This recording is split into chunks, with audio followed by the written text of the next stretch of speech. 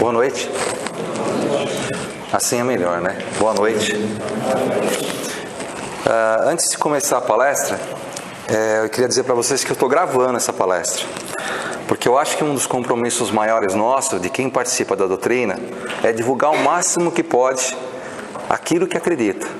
Então nós estamos gravando a palestra, a gente já tem alguns vídeos, tem alguns áudios, e está no YouTube. É fácil de entrar, é Renovação Espírita, colocar meu nome lá, Nestor. Quem gostar, por favor, divulgue. Quem não gostar, não fala nada para os outros, pode falar para mim. O nosso intuito não é de crescer na frente dos outros, nós somos meros instrumentos.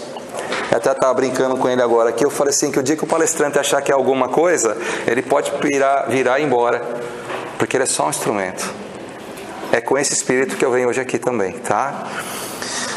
O assunto de hoje é o bem e o mal. Está no Livro dos Espíritos, pergunta 629 a 646. Para elucidar esse assunto, eu vou contar uma história. Todo mundo já ouviu falar em Einstein. Foi um gênio, mas foi um humano como todos nós. E Einstein tinha uma fé muito grande em Deus. E ele tinha um professor, quando ele tinha seus 10 para 11 anos, e esse professor era ateu. Então ele fazia tudo o que estava ao alcance dele para convencer os alunos que Deus não existia, que Deus não era bom. E um dia eles estavam lá na aula, o professor, querendo questionar os alunos e colocá-los em dúvida, perguntou a eles: o frio existe? O professor falando que Deus não existia, que se Deus criou todas as coisas. A equipe falou: lógico, Deus criou todas as coisas. Se Deus criou todas as coisas, eu preciso perguntar para vocês, o mal existe? O pessoal falou: lógico que o mal existe. Se Deus criou todas as coisas, logicamente o mal é criação de Deus. A classe ficou muda. Einstein levantou a mãozinha dele com seus 11 anos de idade e falou assim: professor, posso fazer uma pergunta para o senhor? O professor, achando que ia abafar, né? Falou: mais um que eu vou detonar. Pois não, disse o professor. Professor, o frio existe? Lógico, eles estavam no inverno. Se a gente sair agora na rua, nós vamos passar frio. Professor, não. Segundo a ciência, o frio é a ausência do calor. A classe deu risada. Einstein levantou a mão de novo e perguntou para o professor: ô professor, e a escuridão? A escuridão existe? O professor, já meio nervoso, falou: é lógico que existe, Einstein. Eu vou apagar essas luzes aqui e vocês não vão enxergar nada. Aí ele falou: ô professor, a escuridão não existe. Segundo a ciência, a escuridão é a ausência da luz. Da mesma maneira, professor, o mal não existe, porque o mal é a ausência de Deus na vida das pessoas. Com essa historinha, eu vou começar a falar sobre o bem e o mal. Então nós já falamos que quem pratica o mal não está com Deus. Deus não é o centro do universo dessas pessoas. Nós tivemos noções e temos até hoje sobre as leis divinas, que é aquelas que foram deixadas para nós, para nos orientar, para nos mostrar o caminho, nos mostrar o rumo do que é certo e do que é errado. Então, todas as vezes que nós praticamos o mal, nós estamos desrespeitando essas leis. Todo mundo concorda aqui, como Einstein colocou e o próprio professor dele, que Deus é a origem de todas as coisas. Que nada existiria sem Deus. Em Deus sendo o nosso centro, tem que ser o centro do universo, é o centro da nossa vida. Então, Kardec nos define que o egoísta sempre está praticando o mal. Por quê? Porque ele tira Deus do centro da vida dele e o coloca. Porque Deus pensa em todas as pessoas de forma igual, de forma totalmente justa. Quando nós somos egoístas e tiramos Deus do nosso meio, nós estamos pensando só na gente. E nem sempre quando a gente pensa na gente, nós somos corretos, nós somos honestos, nós somos justos. Porque o nosso julgamento ainda é muito falho. Então, todas as vezes que a gente tira Deus do centro da nossa vida, nós estamos praticando o mal. Tem-se a concepção que o mal é mais forte do que o bem. Você sabe por quê? Porque normalmente se confunde que a pessoa boa, ela é fraca, ela é tolerante demais, ela é submissa. E não é isso que acontece. O mal costuma ser audacioso. Acham-se quem faz o bem é tímido. Será que isso é verdade? Será que a pessoa que é considerada como boazinha, ou seja, aquela pessoa diferente dos meios sociais que a gente encontra, ela é fraca? Ela não tem coragem? Ela não tem discernimento? Ela não sabe o que é certo e o que é errado? Eu acho que ela sabe. Na pergunta 932 do próprio Livro do Espírito, Kardec nos diz: quando os bons quiserem, predominarão no mundo. Por quê? Deus não é bom? Deus não é maior que todas as pessoas, que todos os seres, em todos os tempos. Se nós estivermos praticando o bem, nós estamos ao lado de Deus. E daí vocês já ouviram aquela frase: se Deus é por nós, quem será contra nós? Tem sentido essa frase? Porque com Deus nós temos força, com Deus nós temos poder. Paulo dizia assim: quando eu sou fraco, aí que eu me torno forte, porque eu permito a presença de Deus na minha vida. A minha fraqueza se transforma em fortaleza, porque eu me encho de Deus dentro de mim. Aí eu sinto paz, eu sinto harmonia, eu sinto segurança, porque Deus faz parte integral da minha vida. Nós estamos num mundo de provas e expiações, nós já falamos isso muitas vezes, mas nós temos condições de distinguir o que é certo e o que é errado, do bem e do mal. Novamente, o Livro dos Espíritos, ele nos diz onde estão todas as leis morais, onde estão a capacidade de discernimento de todos nós, nossa consciência. No nível que nós estamos hoje, nós sabemos o que é certo e errado. Não tem desculpa. Se nós cometemos algum erro, se nós cometemos alguma falha, se nós somos maldosos, maliciosos, se nós desejamos o mal para alguém, porque nós decidimos fazer isso conscientemente, porque nós temos a capacidade de discernir. Quando a gente está na vida civil, a gente comete um erro, a gente comete o mal, o que acontece com a gente? Nós vamos presos. Normalmente devia ser assim, né? No Brasil diz que rico não vai preso, mas normalmente deveria ser isso para todo mundo. Quando a gente comete erros do lado espiritual, nós ficamos também presos. É uma prisão que angustia, é uma prisão que nos oprime, é uma prisão que nos tira a alegria de viver, é uma prisão que nos tira da verdade. É uma prisão que nos afasta de Deus. A gente tem muito mal no mundo? Tem. Tem muita gente fazendo muita coisa no mundo errada? Tem. Inclusive nós. Não necessariamente matando filho, esposa, agredindo. Martin Luther King, ele dizia assim: pior que o grito daqueles que fazem mal é o silêncio daqueles que deixam de fazer o bem. O mal não sobrevive perante ao nosso bem. Não sobrevive. Quem pode definir a continuidade ou não do bem no mundo? Somos nós. Cada um de nós. Nós somos espíritas. Nós somos espíritas de verdade ou estamos frequentando o espiritismo? Eu sou espírita há 6 anos apenas, agora dia 22 de abril eu faço 6 anos. Quando eu era mais jovem, já faz um tempinho, eu tinha um amigo que ele era espírita e ele me perturbava, falava de um tal de reencarnação, falava do tal de Allan Kardec, que ele estava fazendo um curso, que ele era médium, que ele era isso. E eu brincava com ele, eu tirava o sarro dele. Eu falava que ele não estava certo, que aquilo era coisa de maluco. Quando ele ficava doente, eu falava para ele, mas por que você está preocupado em ficar doente? Você sabe que se você morrer, você vai reencarnar. Ou seja, eu fazia chacota do espiritismo.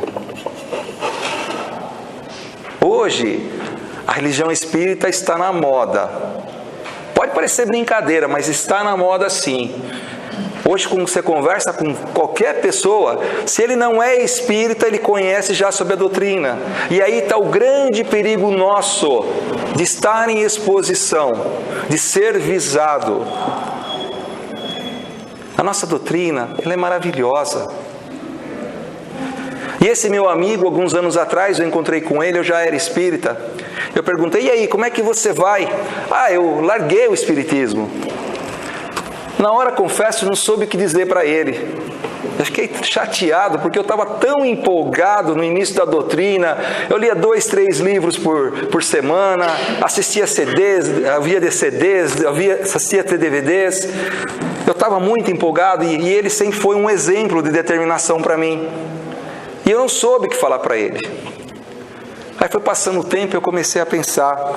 Ele não era espírita. Ele estava participando da doutrina espírita. Porque o verdadeiro espírita, ele tenta fazer sempre o melhor. Ele tenta fazer sempre as coisas boas. Ele não se desestimula contra os sofrimentos, contra as mágoas, contra as perseguições. O verdadeiro espírita tem em mente o que é certo. Não tem medo de divulgar aquilo que acredita.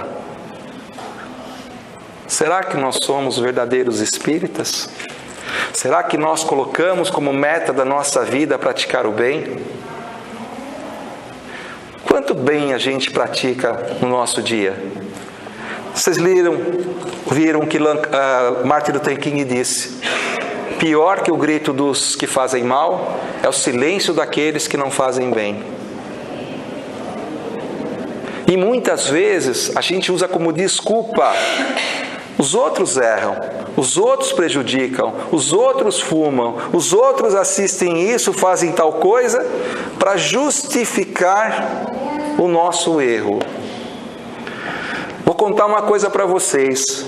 Por mais amigos que a gente tenha, por mais família bem estruturada que a gente tenha, quando nós desencarnarmos, o nosso compromisso que a gente assumiu antes de vir aqui vai ser cobrado de forma individual.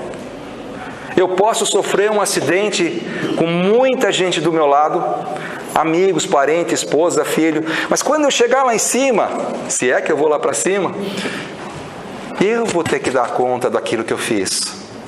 Não tem desculpa, porque nós temos o livre-arbítrio. Nós sabemos fazer o certo e o errado. Só depende da gente. Então não tem desculpa para a gente não fazer o bem. E quanto mais evoluído nós formos, quanto mais próximo de Deus nós estivermos, nós vamos sentir um desejo danado de fazer esse bem.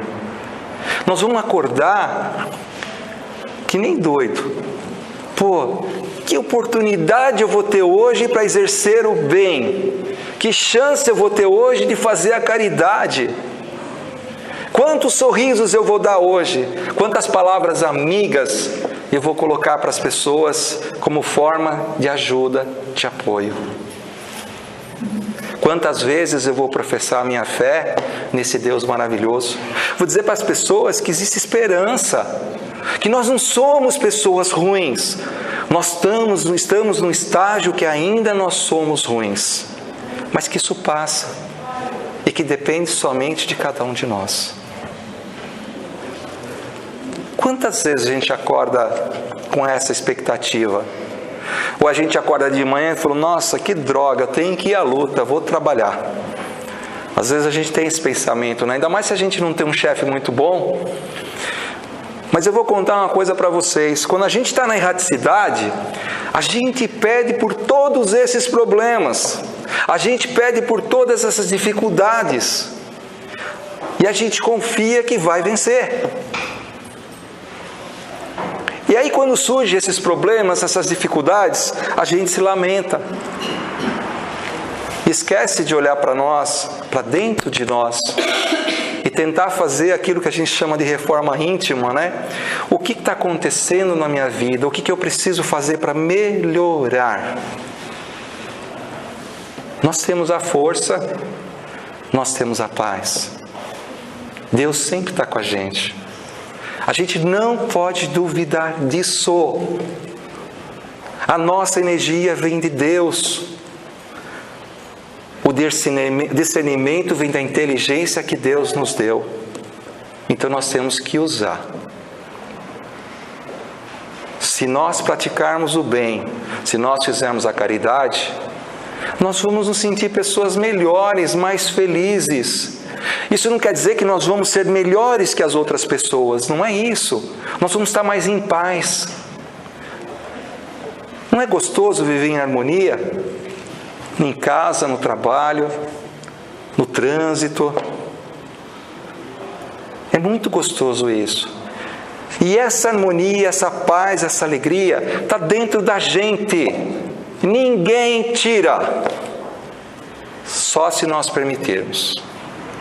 Ninguém tira. Eu aprendi que quando a gente tem dificuldades, quando a gente tem problemas, a gente tem que buscar aquela energia de dentro da gente. Buscar a nossa fé. Ela está lá. Quando as coisas dão certo, a vida parece ser fácil. Aí a gente tem a sensação que está olhando de lado e Deus está do nosso lado. Jesus está do nosso lado. Tá? Sempre. E quando as coisas dão errado, Jesus não está do nosso lado. Jesus está dentro de nós, curando as nossas feridas, indo fundo dentro da gente, para nos renovar de esperança, para nos renovar de alegria, para nos dar força junto do seu amor. A nossa vida é linda. Nós temos todas as condições de nós sermos felizes. Nós nascemos para o bem, não para o mal. Vamos passar essa fase? Vamos deixar os requisitos de outras encarnações, onde nós talvez fôssemos muito mais ruins do que nós somos hoje? Vamos olhar para frente. Nós sabemos o caminho, nós temos a direção. E essa direção chama-se Jesus. Jesus em nossa vida. Muito obrigado. Fecha os olhos.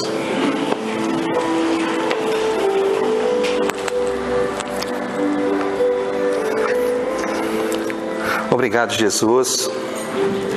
Obrigado, Jesus, pelo exemplo, pela sua entrega.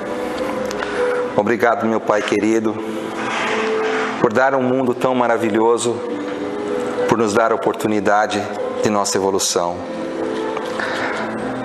A Mãe Maria, pelo seu sim, cheio de compromisso, cheio de lealdade, cheio de verdade, cheio de esperança. Que possamos todos voltar para nossa casa, munidos de muita alegria, para compartilhar com as pessoas que a gente ama e falar para elas que a gente as ama muito e que Deus também quer o nosso bem. Obrigado pela espiritualidade dessa casa, que gentilmente sempre está ao nosso lado, aos nossos mentores queridos que com paciência no dia a dia nos tentam ajudar. Obrigado por tudo que eu tenho e por tudo que Tu nos dá, Senhor. Que assim seja.